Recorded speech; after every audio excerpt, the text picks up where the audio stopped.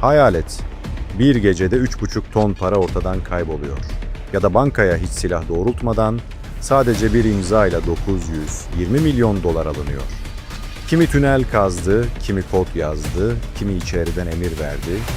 Ama hepsinin ortak noktası şu: tarihe geçtiler. Para için, intikam için ya da sadece zekalarını kanıtlamak için. Bu videoda dünya tarihinin en büyük, en şaşırtıcı ve en zeki şekilde planlanmış 10 soygununa birlikte bakacağız. Ve muhtemelen sonunda tek bir soruyu soracaksın: nasıl yakalanmadılar? 2008 yılında gerçekleşen Bank of America ATM saldırısı, klasik bir banka soygunundan farklı olarak tamamen dijital ortamda yapıldı. Bu olay, dijital çağın suçları nasıl dönüştürdüğüne dair etkileyici bir örnekti. Uluslararası bir hacker grubu, banka sistemlerine sızarak yüzlerce ATM'nin güvenlik protokolünü geçersiz hale getirdi. Amaç, ATM'lerin belirli saatlerde sınırsız para vermesini sağlamaktı. Plan eş zamanlı olarak 49 şehirde uygulandı. Operasyona katılan kişiler, kendilerine verilen sahte banka kartlarıyla ATM'lerden tek gecede yaklaşık 9 milyon dolar çekti. Tüm işlem birkaç saat içinde tamamlandı. Kameralarda sadece ATM'lerden para çeken sıradan insanlar görünüyordu. Arkada ise dünyanın dört bir yanından yönlendirilen bir dijital operasyon vardı. Olayın ardından FBI ve uluslararası siber suç birimleri devreye girdi. Saldırının merkezinde Doğu Avrupa kökenli bir hacker ağı olduğu tespit edildi. Bazı üyeler yakalandı ancak çoğu dijital izlerini silerek ortadan kayboldu. Bank of America ATM saldırısı, günümüz soygunlarının sadece fiziksel kasalarla değil, satır satır kodlarla da yapılabileceğini gösterdi. Amerika Birleşik Devletleri'nin Kaliforniya eyaletinde gerçekleşen Dunbar soygunu, tarihe ABD'nin en büyük nakit soygunlarından biri olarak geçti. Olayın arkasında, Dunbar zırhlı güvenlik şirketinde operasyon müdürü olarak çalışan Alan Pace vardı. Pace, görevini kötüye kullanarak aylar boyunca şirketin güvenlik açıklarını inceledi ve detaylı bir plan hazırladı. Soygun gecesi Pace, 5 eski çocukluk arkadaşıyla birlikte harekete geçti.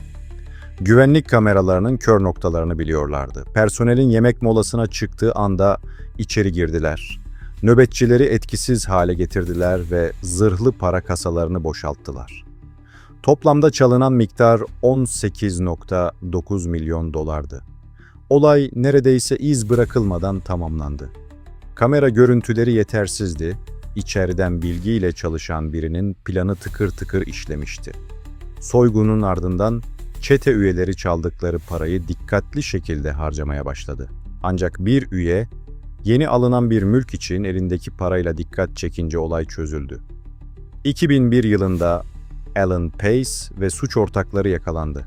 Çalınan paranın bir kısmı kurtarıldı ancak milyonlarca doların izi hala bulunamadı. Dunbar soygunu, içeriden bilgi sahibi olmanın ve güvenlik açığını iyi analiz etmenin ne kadar büyük bir avantaja dönüşebileceğini gösteren çarpıcı bir örnek olarak hafızalara kazındı. 2015 yılında Londra'nın mücevher merkezi olarak bilinen Hatton Garden'da gerçekleştirilen bu soygun, hem cüretkarlığı hem de soygunu gerçekleştiren kişilerin profiliyle gündeme oturdu. Çünkü bu operasyon, yaşları 60 ile 75 arasında değişen emekli hırsızlardan oluşan bir ekip tarafından yapıldı. Basın bu olaya "Yaşlılar Çetesi" adını verdi. Soygun, Paskalya tatiline denk gelen uzun bir hafta sonunda yapıldı. Çete üyeleri bir binanın asansör boşluğundan aşağıya inerek kasaların bulunduğu bölüme ulaştı. Burada yaklaşık 50 santimetre kalınlığındaki duvarı Hilti marka endüstriyel matkaplarla delerek içeri girdiler. İçeride bulunan yüzlerce kasadan değerli eşyalar, mücevherler ve nakit paralar alındı. Toplam zarar yaklaşık 14 milyon sterlin, yani 20 milyon dolar civarındaydı. Soyguncular güvenlik kameralarını kör noktalara yönlendirerek iz bırakmamaya çalıştı. Ancak ekipten birinin kullandığı telefon sinyali polis tarafından izlenince çetenin izine ulaşıldı. Kısa sürede çoğu yakalandı ve mahkum edildi. Hatton Garden soygunu, yaş faktörünün suç planlamasında ne kadar etkisiz olabileceğini ve doğru zamanda, doğru bilgiyle yapılan bir planın ne kadar başarılı olabileceğini gösterdi. Brink's-Mat, güvenlik deposunda yaşanan soygun, ülke tarihinin en büyük altın hırsızlığı olarak bilinir. O sabah 6 kişilik bir çete, içeriden bir çalışanın yardımıyla güvenlik sistemini atlatarak depoya girdi. Çalışan, şifreleri ve güvenlik prosedürlerini bildiği için ekip büyük zorluk yaşamadan kasalara ulaşabildi. Başlangıçta hedeflerinin yaklaşık 1 milyon sterlin olduğu sanılıyordu. Ancak kasaları açtıklarında içeride tam 26 milyon sterlinlik altın külçesi, elmas ve nakit para buldular. Bu rakam bugünün değeriyle 100 milyon doların üzerindedir. Çete altınları taşıyarak kayıplara karıştı. Ancak altınların seri numaraları kayıtlıydı ve izlenmesi mümkündü. Bu nedenle çalınan altınların büyük kısmı yasa dışı yollarla eritilip piyasaya sürüldü. Soygunun ardından başlayan soruşturmalar yıllarca sürdü. Bazı suçlular yakalandı, bazıları ise yıllarca saklandı. Olayın etkisi sadece finansal değil, toplumsal da oldu. Brink's-Mat soygunu, kara para aklama zincirlerine, organize suça ve Londra yeraltı dünyasına dair çok sayıda bağlantının ortaya çıkmasına neden oldu. Bugün hala İngiltere'de Brink's-Mat parası ifadesi, kökeni belirsiz zenginlikleri tanımlamak için kullanılır. 2003 yılında Belçika'nın Antwerp şehrinde gerçekleşen bu olay, dünya tarihinin en gizemli ve zekice planlanmış mücevher soygunlarından biri olarak biliniyor. Antwerp, dünya elmas ticaretinin kalbi sayılır ve şehirdeki elmas merkezi, en değerli taşların saklandığı yüksek güvenlikli bir komplekstir. İşte bu merkeze 4 kişilik bir çete, aylarca süren hazırlıkların ardından girmeyi başardı. Çetenin lideri Leonardo Notarbartolo, sahte kimlikle kiracı olarak merkeze yerleşti ve aylar boyunca içerideki güvenlik sistemini gözlemledi. Sistem, hareket sensörleri, ısı dedektörleri, manyetik kilitler ve 100'den fazla güvenlik kamerasıyla korunuyordu. Ancak ekip, tüm bu önlemleri sırayla devre dışı bırakarak 123 kasaya ulaştı ve yaklaşık 100 milyon dolar değerinde elmas, altın ve nakit parayı çaldı. Olaydan sonra hiçbir alarm çalmamıştı. Soyguncular, kameraların yönlerini değiştirmiş, ısı sensörlerini alüminyumla kaplamış ve manyetik kilitleri özel cihazlarla atlatmıştı. Tüm bu karmaşık işlemler bir hafta sonuna sığdırıldı. Soygunun ardından Notarbartolo yakalandı ve hapse atıldı ama çalınan elmasların büyük kısmı bulunamadı. Antwerp elmas soygunu, fiziksel gücün değil, planlamanın ve teknolojik bilginin ön planda olduğu bir suç örneğiydi. 2006 yılında İngiltere'nin Tonbridge kasabasında yaşanan Securitas soygunu, ülke tarihinin en büyük nakit soygunu olarak kayıtlara geçti. Soyguncular, zırhlı araçlara nakit para taşıyan Securitas şirketinin bölge müdürünü önce trafik çevirmesi gibi göstererek yolda durdurdu. Polis kılığına giren soyguncular, müdürü sahte bir karakola götürdü ve ailesinin rehin alındığını söyledi.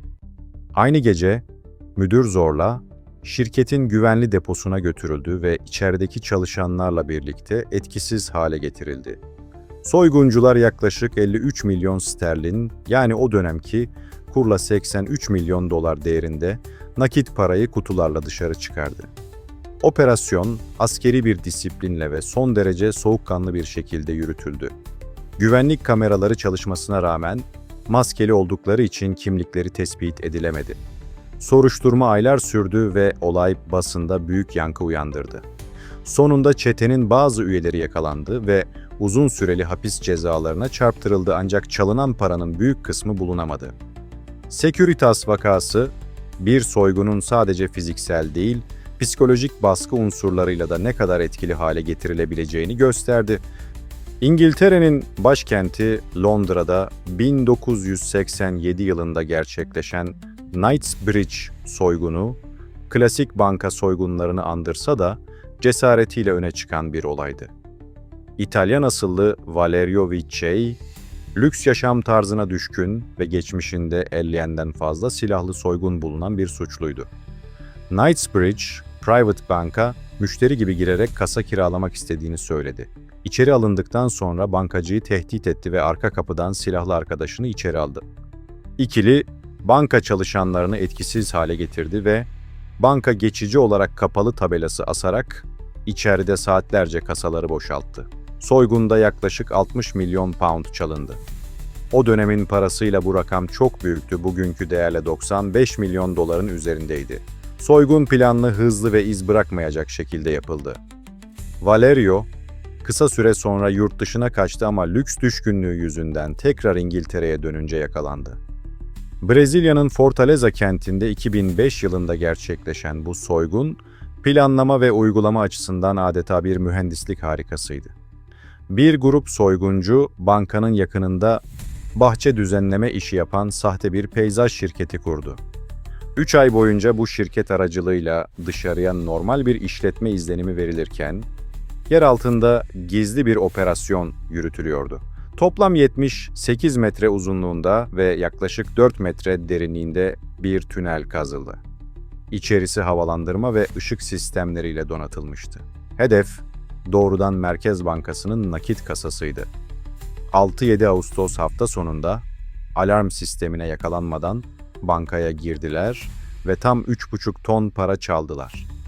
Bu paranın değeri o günkü kurla yaklaşık 70 milyon dolardı. Olayın ardından yapılan incelemelerde bankanın güvenlik sisteminin yalnızca kapıları ve pencereleri denetlediği, zeminden gelebilecek bir tehdide karşı hazırlıklı olmadığı ortaya çıktı.